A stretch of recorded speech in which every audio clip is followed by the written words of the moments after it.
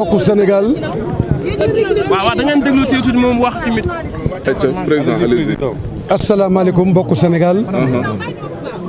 yéen ñi nekk ci biir réew mi ak ñi nekk ci bitim réew. maa ngi leen di nuyu. seen wàcc. di wax ne maa ngi sant yàlla bu baax a baax a baax. di wax alhamdulilahi rabil aalamiina. alhamdulilahi rabil aalamiina. alhamdulilahi rabil aalamiina. bi ma yàlla mayee tey jii ma ñëw fii ci sama dëkk Géejawaay voté li nga xam ne nii mooy devoir chaque citoyen ci élection présidentielle bi nga xam ne nii dama ci nekk candidat. maa ngi sant yàlla nag bi ma nekkee doomu Sénégal dund ba yàlla def ma taxaw jàkkaarloog Sénégalais yi ne leen dama bëgg ngeen jox ma seen baat ma jiite réew mi. loolu responsabilité bu mag a mag la, charge bu mag a mag la. responsabilité boobu li mu magee ak ni mu diisee moo tax may ñaan yàlla may ma kattan ba mën ko yenu ngir liggéeyal Sénégal. képp ku ma xam ci réew mi xam na ne sama taxawaay ci dëkk bi mooy taxawu Sénégal. lépp lu ma waroon def ak askan bi def naa ko. jàppale naa jigéen ñi, jàppale naa ndaw ñi, jàppale naa daara yi, jàppale naa diine ji. bëgg naa ko suuxat. taxawu naa bépp sénégalais boo xam ne nii ñëw nga seet si ma ci li ma yàlla may ñu bokk ko. xam ngeen ne aussi def naa une longue carrière administrative parce que dugg naa ci administration ginnaaw bi ma jàngee ba am sama doctorat en sciences économiques occupé fonction bu nekk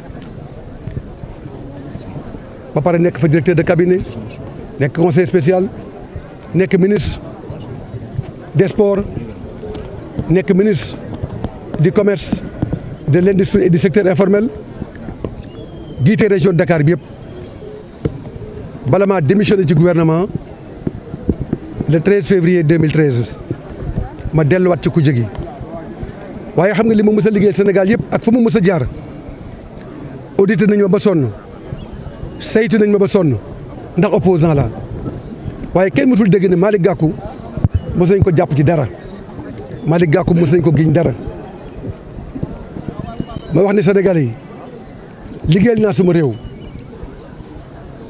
jox naa sama ñàkk sama réew parce que dama jàpp ne Sénégalais yi ku leen bëgg a giite da nga war nekk seen jaam te jaamu naa Sénégalais yi jox naa leen sama xol ak samay jëf.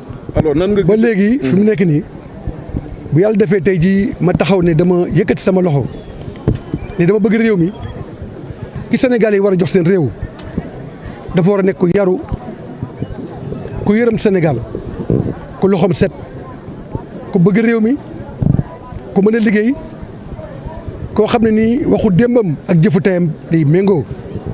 te xam ngeen ne ba ngeen ma xamee ba léegi mosul leen dégg Malick Gakou ci caaxaan.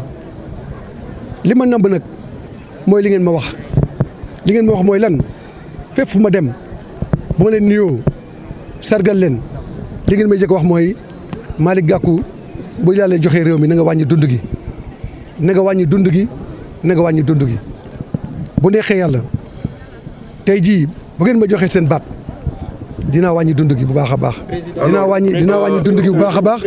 dinaa wàññi dund gi bu baax a baax. dinaa fexe ba li nga xam ne nii moom ngeen soxla ci xëyu ndaw ñi, li ngeen soxla ci suuxat diine, li ngeen soxla ci boolewaat Sénégalais yi, li ngeen soxla ci tappale bi jeex ci réew mi, fooy alalu réew mi jeex.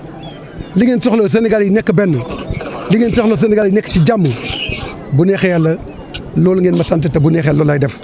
soxlawuma dara ci réew mi lu dul jëriñ Sénégal. musuma jëriñoo Sénégal te du tey laa koy commencé. maa ngi sant yàlla nag bi ñu yàlla yóbboo tey ci bés bi ma jàpp ne Sénégalais yi dañ fal président Malick Gakou pour que bis ni ko suba ñu commencé liggéeyat beneen Sénégal bu jub Sénégal bu mandu Sénégal bu naataange Sénégal boo xam ne nii bépp alalu réew mi kenn dootu ko luubalati te lépp lu Sénégal moom sénégalais ñoo koy bokk lii daal laa waxoon ne dinaa leen ko wax ginnaaw bi ma leen remercier sant leen. Je voudrais remercier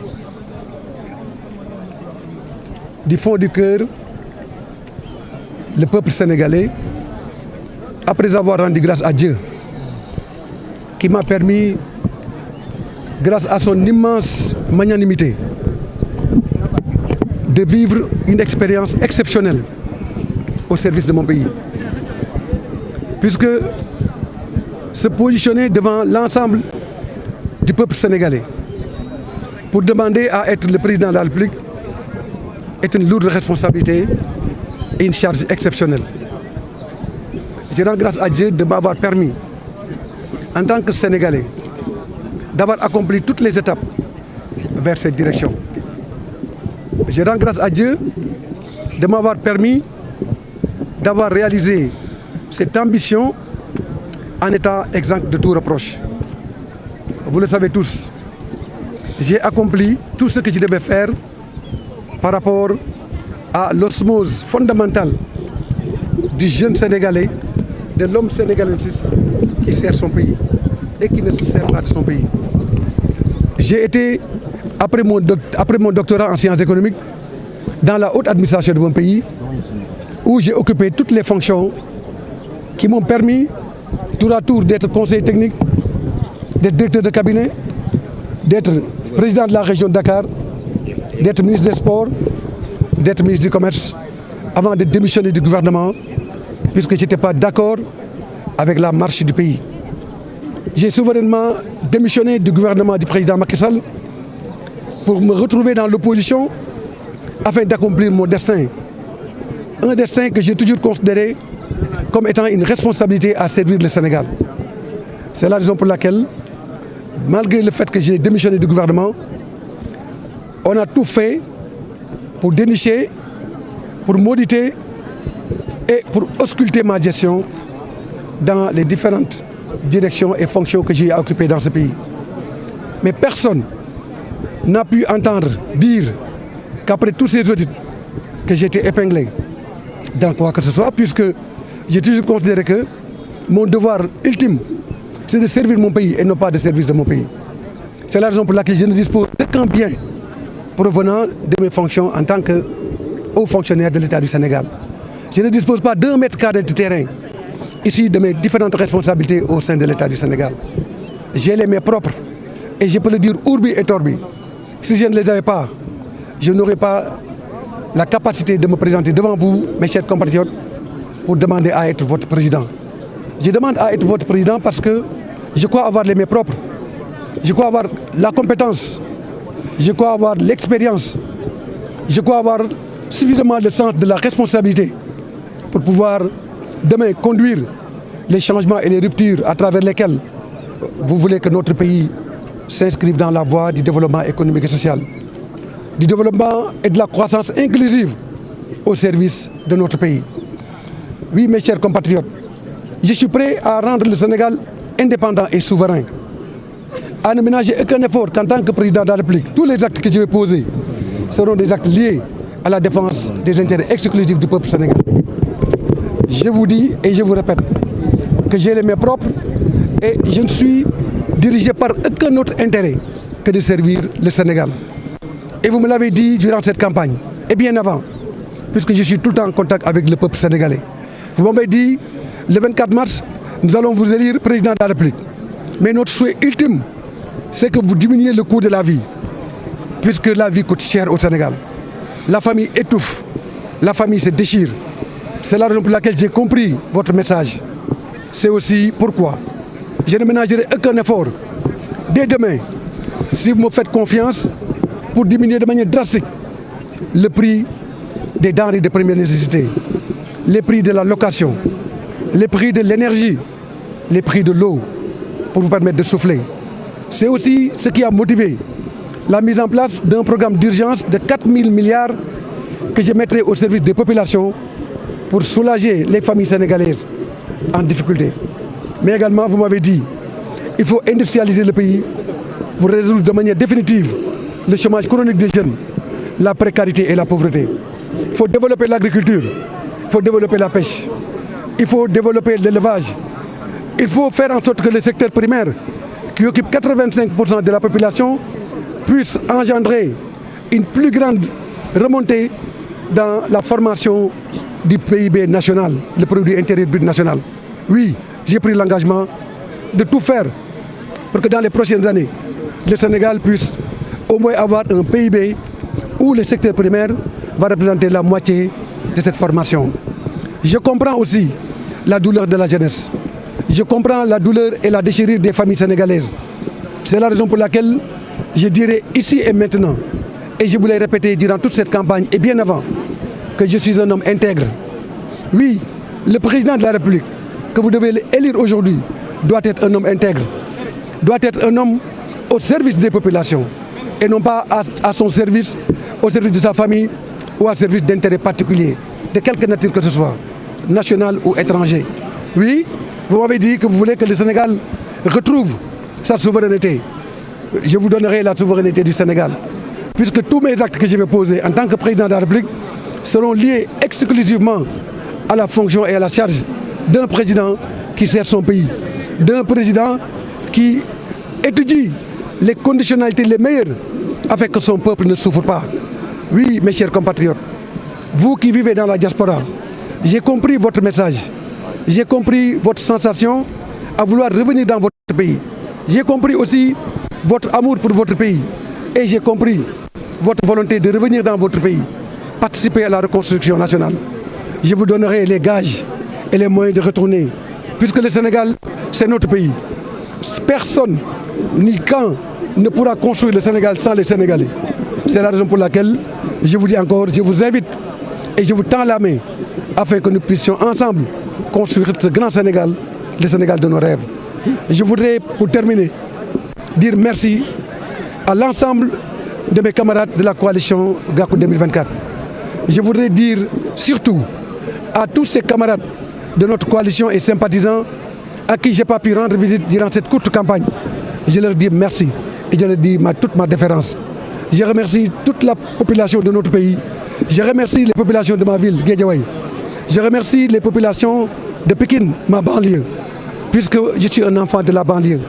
Et je pense qu'aujourd'hui, le moment est venu pour qu'un enfant de la banlieue, puisque la banlieue, c'est le condensé du Sénégal.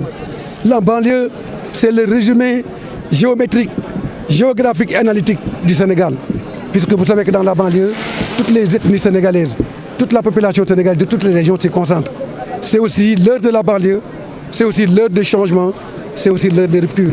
C'est pourquoi je pense qu'au soir de cette élection, nous allons amorcer avec vous tous les changements nécessaires afin que le Sénégal redevienne un pays de paix, un pays de concorde, un pays de cohésion nationale, mais un pays de développement économique et social. En ce qui concerne le scrutin, je voudrais dire que nous n'avons remarqué pour l'heure pas de quoi là où j'ai voté. Puisque vous l'avez vous-même constaté, je viens d'accomplir mon vote en me mettant dans le rang et j'ai été accepté par les populations qui, malgré ma 20e place, m'ont autorisé à enjamber le rang pour accomplir mon devoir, mais surtout parce que je voulais libérer la presse, puisque vous avez d'autres charges. Je remercie donc les populations qui m'ont permis de voter et je rends grâce à Dieu puisque ce vote puisse continuer jusqu'à la fermeture du bureau de vote dans des conditions de sérénité pour que la démocratie sénégalaise puisse continuer à être une démocratie exemplaire en Afrique et dans le monde.